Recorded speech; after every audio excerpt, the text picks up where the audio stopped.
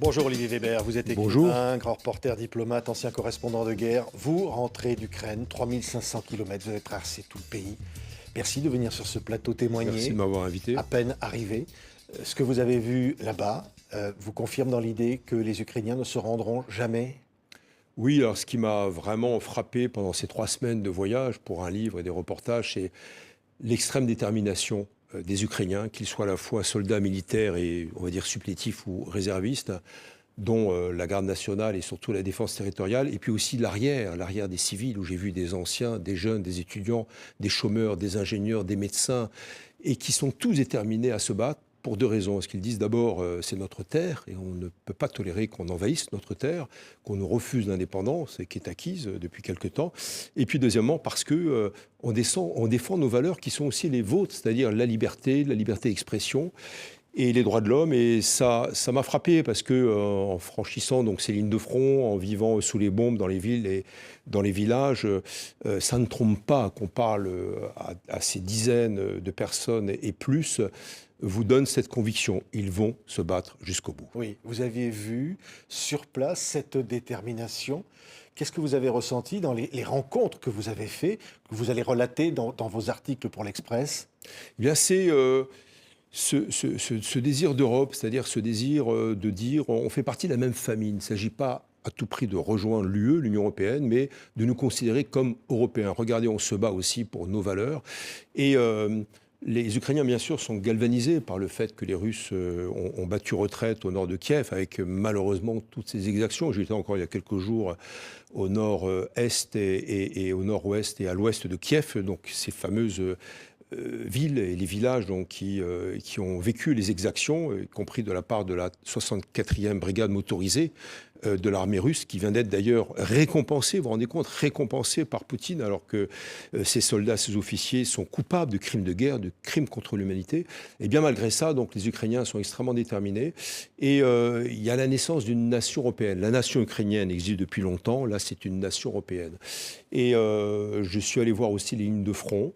Les Ukrainiens sont très bien organisés militairement. Il leur manque quoi? Il leur manque des armes. Ils disent, nous, on a des bras, on a des volontaires, on va se battre encore une fois, mais nous manquons d'armes lourdes, de canons de 155, nous manquons encore de drones. Les avions, on ne peut plus y compter, mais on aimerait quand même que le ciel soit fermé, comme l'a demandé le président Zelensky. Mais en tout cas, il y a toujours cette organisation aussi de l'arrière. Et je donne un exemple à Zaporia, qui est une grande ville sur le Dniepr, qui est la ville d'ailleurs des Cosaques, les Cosaques zaporogues, chers à Apollinaire.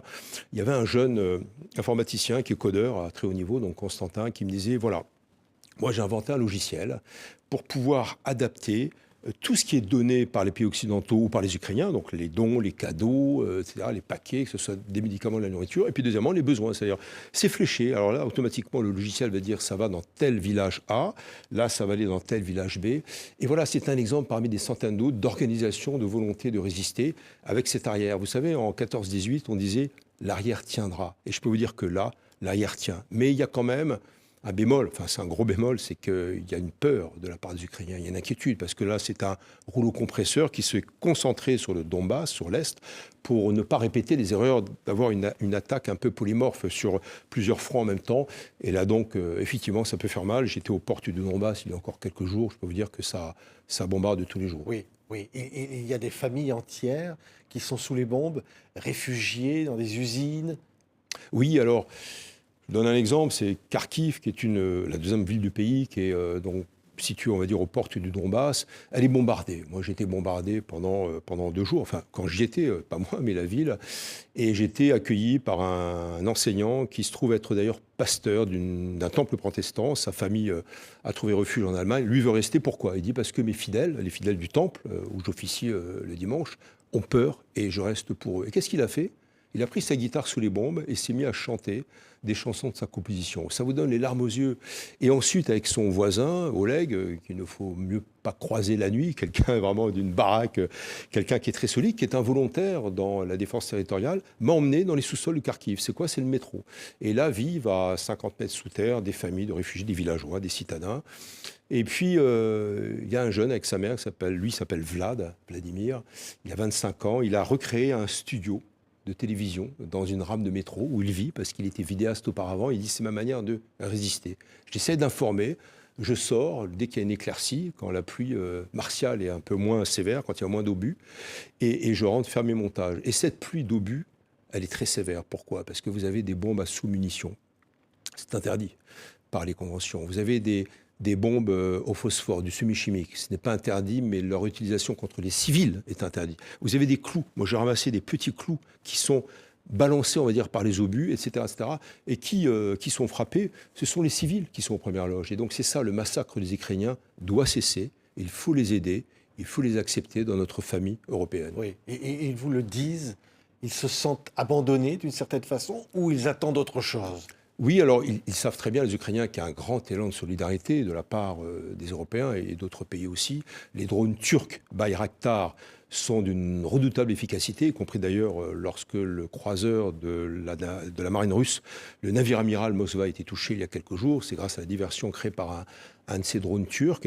Ils sont aidés militairement, ils sont aidés économiquement, mais ils disent que ça ne suffit pas. D'abord, il faut fermer l'espace aérien, sinon on va être massacré. Qu'est-ce qu'on peut faire? J'ai été survolé moi-même en race campagne par la chasse russe qui allait bombarder, je pense, la ville voisine. Eh bien, c'est impressionnant pour les Ukrainiens, parce qu'ils savent très bien qu'ils ne peuvent pas être à l'abri de l'aviation russe. Et ils demandent donc un soutien accru.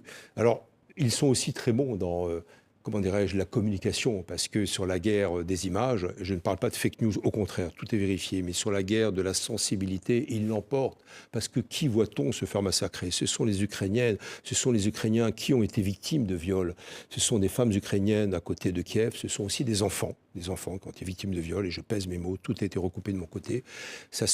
Moi, je trouve que j'ai été doctorant en droit international, quelque chose que je connais, il s'agit de crimes de guerre et de crimes contre l'humanité.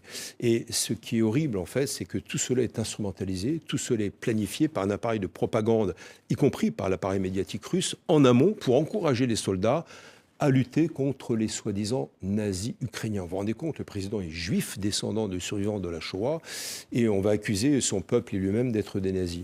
Donc les Ukrainiens, pour répondre à votre question, se sentent quand même aidés par les pays occidentaux, mais en même temps, c'est fragile. Il faut continuer à les aider. Ça peut durer des semaines, ça peut durer des mois, mais en tout cas, l'agonie peut être très rapide. Oui. Vous avez vu ces pillages, en plus des viols. C'est-à-dire que les soldats russes, j'allais presque dire, se payent sur la bête. Oui, absolument, ils se payent sur la bête, c'est encouragé. Il y a donc des colonnes en retraite de l'armée russe qui ont emporté donc des appareils électroménagers, des machines à laver, des computers, des ordinateurs, des trottinettes, etc., pour les revendre sur des marchés aux alentours, en Russie, surtout en Biélorussie, puisqu'on a reçu après les informations par des dissidents biélorusses. Et donc oui, il y a ce fantasme, j'allais dire, pour les soldats, que d'aller se payer sur la bête, d'aller dans un pays qui finalement, qu'on découvre. Il y a un survivant qui s'appelle Vadim, que j'ai vu il y a encore 3 jours, dans un village qui s'appelle Andrievka, qui a été pratiquement rasé par les Russes. Sa femme s'est cachée, mais il y a eu énormément de viols dans ce village. Et Vadim me disait, moi je suis résistant, j'ai dû me cacher dans la forêt pour combattre. Quand je suis revenu, les témoins, dont ma femme, me disaient, mais ils ont été surpris, ces soldats russes, y compris les bourriates, les unités d'Osset, qui sont des supplétifs, en fait, pour l'armée russe, l'armée des Russes blancs, on va dire, d'ethnie. Et vous avez l'électricité, nous, ça fait 15 ans qu'on l'attend, etc. Et cet étonnement, en fait, a été encore plus grave, parce qu'ils se sont d'autant plus vengés contre les riches Ukrainiens, entre guillemets. Donc, voilà, il y a ce mensonge d'État derrière, il y a ce mensonge militaire fomenté, donc planifié par l'armée russe, qui encourage également les exactions, les représailles de l'armée russe. Et c'est important de documenter tous ces faits. J'étais avec un compagnon de route qui s'appelle Jean-Christian Kipp, qui fait partie de la fondation Odysseus, qui enquête sur les droits de l'homme, qui a relevé également énormément de témoignages. C'est important de les enregistrer, de les recouper, les vérifier pour documenter ce qu'on appelle juridiquement, donc, de manière à pouvoir nourrir une plainte auprès de la Cour pénale internationale de l'Haye. Oui. Pourquoi votre livre s'appellera Naissance d'une nation européenne? Le livre que vous allez tirer de tout. Oui, alors c'est un livre très court, c'est un essai, parce que j'ai couvert quelques guerres lorsque j'étais grand reporter. Et j'ai rarement été aussi admiratif devant cette organisation militaire et deuxièmement civile, ou civilo-militaire, de cette arrière.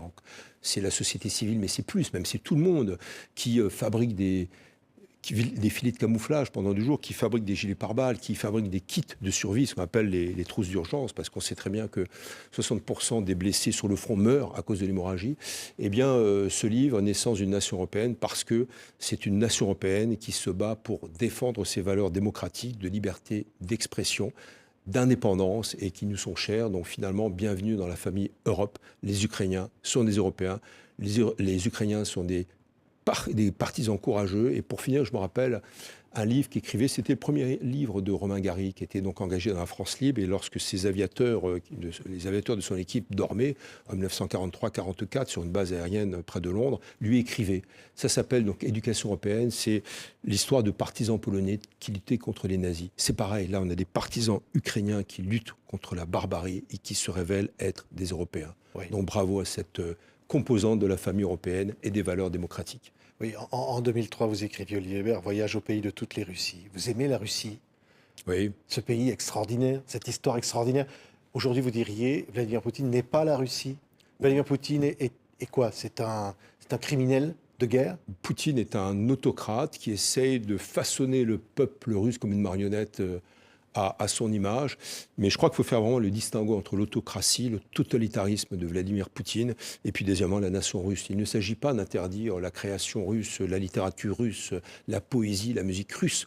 Il s'agit de distinguer ceux qui soutiennent Poutine et les criminels de guerre et ceux qui le condamnent, sachant que derrière, il y a un appareil de propagande qui est extrêmement efficace, et les gens ont peur d'ailleurs, soit c'est le brainwash, donc le lavage de cerveau de la part des Russes, de la part donc de l'appareil de propagande russe sur la nation russe, soit c'est une adéquation. Et je crois que c'est important aussi de dire qu'il y a les deux composantes. Et évidemment, Poutine aura peut-être son heure de gloire ou son heure de déchéance. En tout cas, l'Ukraine sera à marquer d'une croix sur son chemin, c'est certain. Oui. Vous diriez Poutine dans la lignée d'Hitler, de Mussolini? Je dirais que Poutine fait partie de ces autocrates qui encouragent les crimes de guerre et qui façonnent aussi un appareil de propagande à l'image de son autocratie pour justement mieux justifier les crimes de guerre. Regardez, il vient de décorer hier la 64e brigade motorisée qui s'est rendue coupable de ces exactions à Boutcha en particulier. Cela veut dire quoi? Ça veut dire qu'il encourage les autres exactions et ça veut dire qu'il se défie totalement de tout ce qui est enquête internationale sur les crimes de guerre et les crimes de masse et les crimes contre l'humanité. Donc cela le rend d'autant plus responsable, cela le rend d'autant plus coupable. Et je pense qu'il faut encore prévoir des soubresauts, des attaques, des destructions de villes, Mariupol demain peut-être, Kharkiv après-demain, d'où je reviens. Et il faut le freiner maintenant, y compris sur l'augmentation et la force des sanctions. Merci beaucoup Olivier Weber. Merci à vous. Ça s'appellera donc Naissance d'une nation européenne, le livre que vous allez publier au retour donc d'Ukraine. Merci beaucoup d'être venu témoigner en attendant vos articles dans l'Express. Merci Olivier. Merci à vous.